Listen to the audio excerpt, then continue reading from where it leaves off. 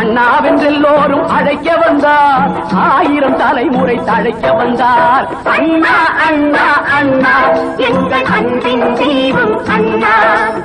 அண்ணா அண்ணா அண்ணா எங்கள் அன்பின் தீபம் அண்ணா.